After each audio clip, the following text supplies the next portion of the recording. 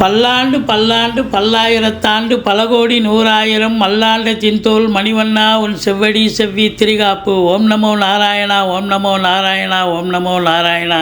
ஸ்ரீமதி ராமானுஜாய நமக, ஸ்ரீமதி ராமானுஜாய நமக. ஓம் கருடாழ்வார் நமோஸ்துதே, ஓம் கருடாழ்வார் நமோஸ்துதே, ஓம் கருடாழ்வார் நமோஸ்துதே. யோகி ராம் சுரத்குமார், யோகி ராம் சுரத்குமார், யோகி ராம் சுரத்குமார். ஜெயகுரு ராயா. உலகெங்கிலும் வாழ்ந்து கொண்டிருக்கும் நேயர்களுக்கு டாக்டர் சைதே ராஜாவின் அன்பான வணக்கங்கள். நாம் இப்பொழுது இந்த எபிசோடில் வார ராசி பலன்கள் வாக்கிய பஞ்சாங்க அடிப்படையில் ஏப்ரல் 1ஆம் தேதி முதல் ஏப்ரல் 7ஆம் தேதி வரைக்கும் உள்ளடக்கிய நாட்களுக்கு கிரகங்கள் ஒவ்வொரு ராசிக்கும் எப்பேற்பட்ட பலன்களை வழங்கப் போகிறது என்பதை ஒவ்வொரு ராசியாக பார்க்கலாம் வாங்க. கடக ராசி காலபுருஷனுக்கு 4வது ராசி. புனர்பூசம் 4ஆம் பாதம், பூசம் ஆயில்ய நட்சத்திரம் உள்ளடக்கியது. இந்த கடக ராசிக்கு அப்படின்னு பார்த்தீங்கன்னா அஷ்டமத்து சனி போயிட்டுருக்கு அப்படின்னு வருத்தப்பட்டுருப்பீங்க. ஆனால் மற்ற கிரகங்களுடைய சஞ்சார நிலை மிக மிக சாதகமாக இருப்பதால் நிச்சயமாக நீங்கள் ஓரளவுக்கு சாதிக்கக்கூடிய ஒரு வாரம். அப்படி ஒன்றும் பெரிய இடர்பாடுகள் இன்னல்கள் பெருசாக ஒன்றும் அஷ்டமத்து சனி உங்களுக்கு அவருடைய பங்கு அவருடைய ஷேர் அவர் கண்டிப்பாக தருவார். அதுக்கு நல்லதாக இருந்தாலும் சரி, கெடுதலாக பூர்வ புண்ணிய அமைப்பு படி போன ஜென்மத்து பலன்படி அனுபவிக்கணுன்னா அது கர்மாவை அனுபவித்து தான் ஆகணும். ஆனாலும் கூட உங்களுக்கு 10ஆம் இடத்தில் குரு பகவான் இருப்பது என்பது மாபெரும் சிறப்பு. தொழில் ரீதியாக ஒரு சிலருக்கு இடமாற்றங்கள் ஏற்படலாம், உத்தியோகத்தில் ஒரு சிலர் அதுலேயும் இடமாற்றங்கள் ஏற்படலாம். இருந்த போதிலும் அது சாதகமாக அமையும். மொத்தத்தில் பார்க்கும் பொழுது உங்களுக்கு 2ஆம் இடத்தை குரு பார்ப்பதால் மாபெரும் சிறப்பு. பணம் பல வகையில் பையை நிரப்பப் போகிறது.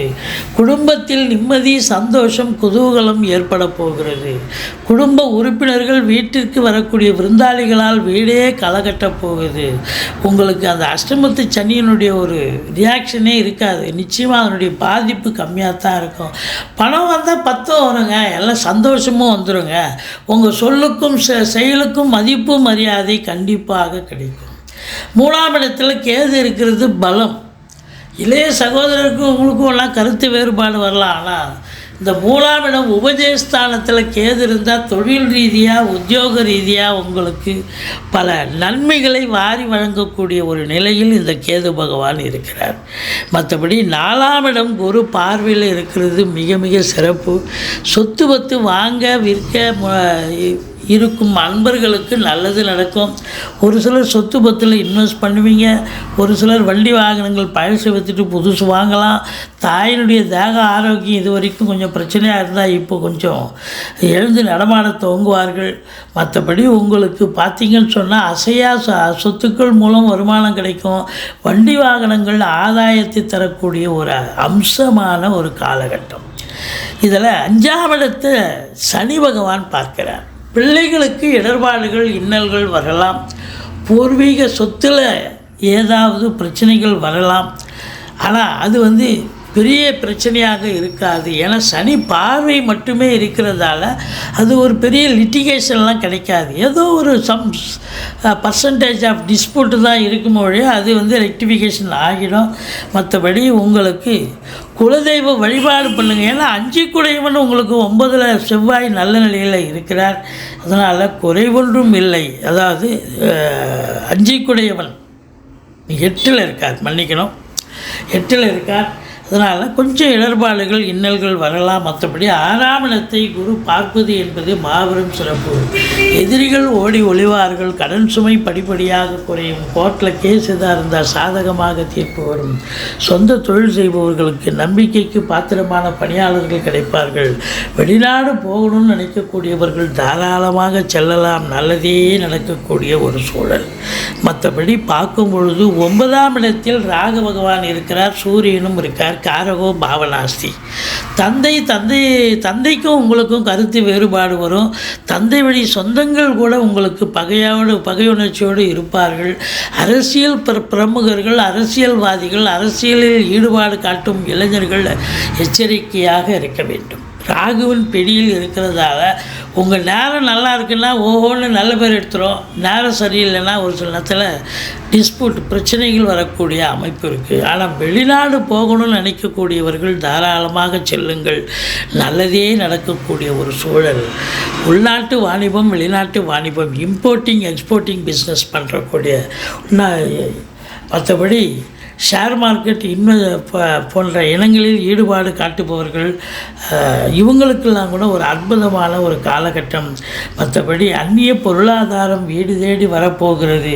உங்களுக்கு 10ஆம் இடத்துல குரு பகவான் உங்களுக்கு பதவியில் ஒரு நல்ல ஒரு சந்தோஷத்தை தரப்போகிறார். ஏன்னா அவர் மாறப்போகிறார். மற்றபடி உங்களுக்கு உத்தியோகத்திலையும் ஒரு நல்லது நடக்கக்கூடிய ஒரு அமைப்பு நிச்சயமாக இருக்கிறது. இந்த கடகராசிக்கு 5ஆம் தேதி 6ஆம் தேதி சந்திராஷ்டம நாள் வர இருப்பதால் எச்சரிக்கையோடு இருங்க. மற்றபடி இந்த நாளுக்கு கூடிய சுக்கிரன் கூட உங்களுக்கு 8ஆம் இடத்தில் இருப்பதால் அசையா சொத்துக்கள் மூலம் ஒரு சிலருக்கு பிரச்சனைகள் வரலாம். இந்த சினிமா இண்டஸ்ட்ரி, தொலைக்காட்சி இண்டஸ்ட்ரியில் வேலை பார்க்குறவங்க, ஆனால் சுக்கிரன் நல்ல நிலையில் இருக்கார்.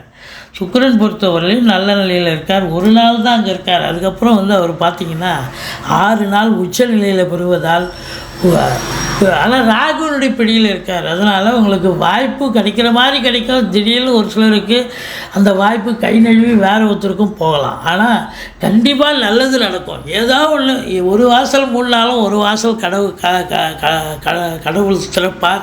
அதனால் ஒன்றும் குறை கிடையாது. கலைத்துறை மட்டுமல்ல, உங்களுக்கு அரசு கருவூலம், வங்கிகள், மற்றபடி ஃபைனான்ஸு, நிதி நிறுவனங்கள் போன்றவற்றில் பணிபுரிபவர்கள், நகை வியாபாரிகள், உற்பத்தியாளர்கள், துணி வியாபாரிகள், உற்பத்தியாளர்கள், இதில் பணி செய்யும் அன்பர்களுக்கு கூட ஒரு சிறப்பான ஒரு காலகட்டமாக இது விளங்கப் போகிறது.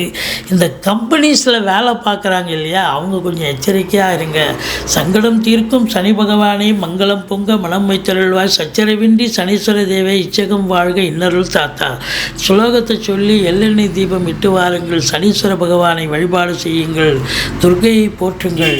இந்த வாரம் 5ஆம் தேதி 6ஆம் தேதி சந்திராஷ்டம நாள். எச்சரிக்கையோடு இருங்க. மற்றபடி குறை ஒன்றும் இல்லை. வாழ்க வளமுடன்.